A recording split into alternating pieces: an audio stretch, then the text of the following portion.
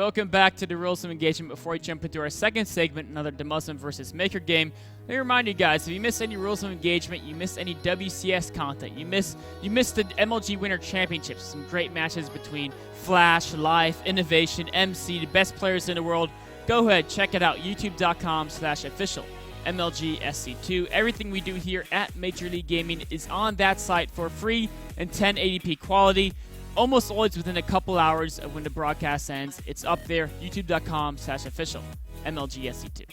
So our second segment is going to be another Demuslim vs. Maker game. This was game 3 in their series, the decider game.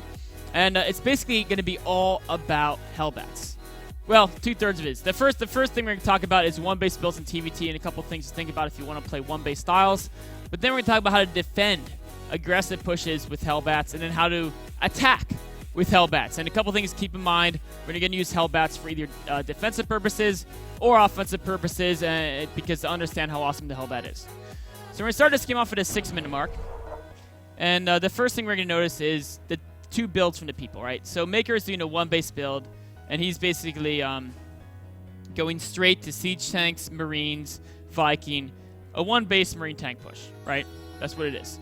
And he's getting to eBay because he thinks the Muslim might be going Cloak Banshee. Just in case. The eBay is not very expensive. It's not that big a deal anyway. But that's the purpose of this build. One base Marine tank push. Try to contain your opponent. And then, of course, just over-muscle him. Now, Demuslim went for an expansion into Hellbat play, right? He's got the armory over here. And he's going, Medivacs to drop the Hellbats. And he's going to reactor our Hellbats from his factory as well. So it's basically 2 base play versus 1 base here. The first thing to think about is 1 base play in TVT. And what I want to do is I want to pause this game right here this moment and take a look at the army sizes and talk about a couple of really important factors in TVT. So the first thing is going to be the army differential, right? Because the Muslim expanded and he's actually teching more than his opponent, he has this much less than his opponent, all right? 1,300 army size versus 500 at this moment right now as Maker's pushing out. The important thing to realize, though, is actually this isn't quite 1,300 resources. This is more about 1,100 because 200 is back at home. And that's one very important fact. And then also to consider that when he's trying to outmuscle his opponent, he does across the entire map. So now we're going to play through this game, and we're going to take a look at what the army sizes look at when he crosses the map. And after this, you'll kind of realize that 1 base pushes really aren't a great idea in basically any matchup, but especially in TVT. Losing the Viking and then coming up here. And Nelson, what's he at? He has 9 Marines, right, and 2 Siege Tanks. Versus an opponent, we'll look at this from Maker's point of view, an opponent who has been teching as greedy as you can tech. Well, almost. If he could have been going Cloak Banshee. And the Cloak costs slightly more than the Armory would have cost, and otherwise it would be the same infrastructure costs. Cloak Banshee expand, but then a Cloak Banshee would defend his attack as well. One Cloak Banshee good micro can beat 9 Marines without a problem. So, at least at this level of play. So anyways, 9 Marines and 2 Siege Tanks versus 3 Hellbats, 1 Medevac, and 6 Marines. And Maker's army is slightly better than the Muslims at this point. But in about 10 seconds, as soon as these 2 Hellbats and 2 Medevacs are out, the Muslim will be stronger. And Maker knows those units are going to come out soon, so he has to run away. So this is why 1 base pushes don't really work in TVT. If you're going to delay your expansion to do a push, by the time you cross the map with being so much closer to your opponent's production, their rally point, they're going to be weaker. So it's really not going to work. There are some good 1 base builds, but they're all harass focus. Cloak Banshee Rush. We don't mind drop. Hellbat drop, that one's actually not quite as good, but you can't outmuscle your opponent 1 base versus 2 base because you're too far away from your production facilities. They're going to have as many units as you, plus extra command center on their side of the map. So, in general, I would avoid these 1 base plays. We saw the Muslim try to do a Hellbat drop there with 4 Hellbats against about 1 billion Marines, and that didn't quite work out. He's going to keep trying to harass, but Makers actually has a very good defense here, not losing too many workers. He's going to clean this up. And so the Muslim actually has been very unsuccessful. He's lost a bunch of Hellbats, a bunch of Medevacs. Maker's lost almost nothing. But yet, the Muslim's ahead by a lot of workers. And he's only killed 2 workers. And why is that? Well, it's partly because he's been a little more on top of SCV production. but it's also a big part of it's because the fact he got this expansion so much faster than his opponent. So 2-base play is really just a stronger method of playing TvT than 1-base play in general. Now you can open with a little bit of cloak banter rats, whatever you want to do, but trying to kill your opponent, you know, with 1-base units is usually not going to work. If you do want to make it happen, do like a proxy Marauder Rush, something like that, because that's a little bit less committed. You can expand behind it, and it'll hit your opponent before they have a lot of production structures, and a lot of units will be popping out every second that you wait in front of their base. So now we're at a point of view when Demuslim's trying to defend. Again, it's this Marine tank aggression. Demuslim's army, if you look at its unit count, is basically Hellbats, right? It's 11 Hellbats. I mean, it's 3 Vikings, a Widowmine, Marines and tanks and whatnot. It's basically Hellbats. Now, Maker first tried an elevator attack over here, realized Demuslim had air control with his pure Viking count, so he had to give up that attack because he couldn't maintain high ground vision. That's when to burn a whole ton of scans, and it's not worth it because he wasn't able to shoot anything more than a barrack shoot too, and burning scans isn't worth it for that type of damage. So he's going to try another elevator attack, which is not very great either because he still doesn't have air control. But with scans, this one is better because instead of having siege tanks weaken a factory, he's having them kill SCVs. So this is like a more reasonable elevator attack. Yes, you have air control. Yes, you're bringing scans, but you're getting a lot of worker kills for it. So it's kind of worth it, except you have to realize your opponent has Hellbats.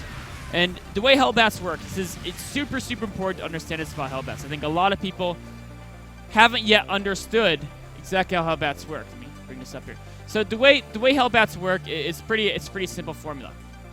If you look at the numbers, Hellbats beat everything in the game. It's actually that simple. So, you know, first you're like, wait a minute, why haven't they? No, they beat everything in the game. It's that simple if they can engage properly. Now, the hard part of Hellbats, I mean, actually, Speedlings are kind of similar. Speedlings beat everything but Hellbats if they can get in close, and you can just instantly have a whole bunch of Speedlings right next to your opponent's army.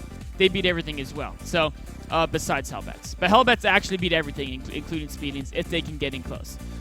So, here's the interesting dilemma. Hellbats, their weakness is they're slow, and they actually have a large pathing size, which is one of their key strengths. It makes them much better than, like, if you compare them to Speedlings and Zealots, they're much better against AoE. They're much better against Storm, against Colossi, against Widowmines, against Siege Tanks, all because their collision size is larger so they don't clump as much. But it also means that trying to charge with Hellbats is a little bit tricky because they'll bump into each other more so than other units. They'll have a hard time closing distance, and they don't move incredibly fast. So when we're trying to defend with Hellbats, the key thing is don't just keep attacking your opponent. Just sit back, wait for your opponent to put himself in a position where they can't retreat, right? The weakness is your opponent can kite backwards and your Hellbats can't connect. But right here, where are these Marines? These Marines, where are they going to retreat to, right? Where are they going to go? They're going to go back here and then realize they're stuck. There's one medevac that can ferry a couple of them around, but, I mean, basically they're stuck. And if your opponent's army is stuck, this is what's going to happen. Jump back in the game and just take a look at exactly what happens here. If your opponent's army is stuck against Hellbats, what happens? Everything dies. Right? Hellbats just actually, I mean, they must have had a few more units, but he actually didn't lose a single unit in that battle. He lost, that's not true. He lost, I think, 1 Marine and 1 Hellbat. And he lost a couple SCVs here. But the bottom line is, if you can get your opponent in a position where they can't kite away, Hellbats beat everything. So defensively, wait till your opponent's in a corner, use the Hellbats against it. Now Demuslim's ahead by a decent amount. He wants to go ahead and push and end the game. So now he has to use Hellbats offensively. And the same thing happens. In the open ground, right? How do you deal with your opponent? It's difficult. You got to back away and try to wait for maybe the medevac so you can turbo boost. But if they're in the open, they can kite away. But what you want to do is you want to try to find a situation. This situation, Demuslim was kind of lucky that Maker was behind by enough that he couldn't have his Buy army out in the middle and kite back throughout the entire map because he had lost so many units over here, so he couldn't have that central position. If they can't have a central position, they're stuck in that problem where they don't have anywhere to retreat to, right? So he's in the same situation. He has nowhere to retreat to. Where is he going to go, right? If he has nowhere to retreat to without giving up a base, and he can't give up his natural, and you know, his opponent's already gotten a 3rd base, so he can't give up his natural. If he has nowhere to retreat to, I mean, you just saw what happens. A whole lot of Marines die. In fact, let's actually take a look at that one more time really quickly here. Basically, this is what happens if you're attacking or defending. Make sure you make the fight happen in a location where your opponent can't kite back. They have siege tanks. They can't abandon siege tanks. They have a base. They can't abandon base. They can't kite backwards. They have to fight where they stand. If they fight where they stand, they're all going to burn to death in the horrible Hellbat, you know, basically death.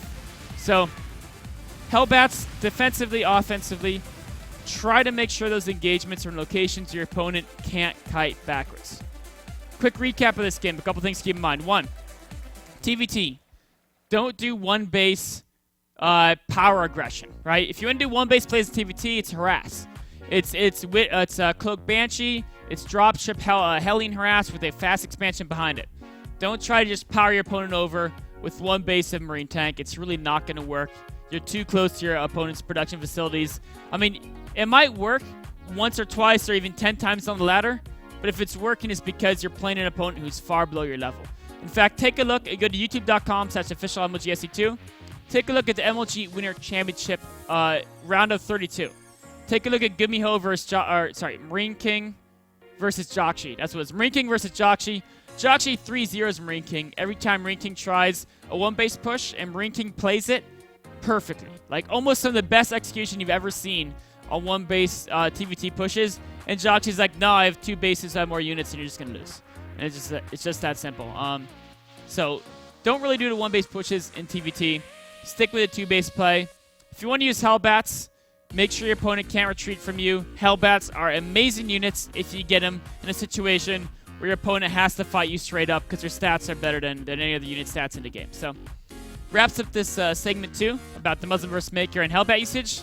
Take a short break and be on to our 3rd segment talking about how to use Blink Stalkers against Zerg in top versus killer.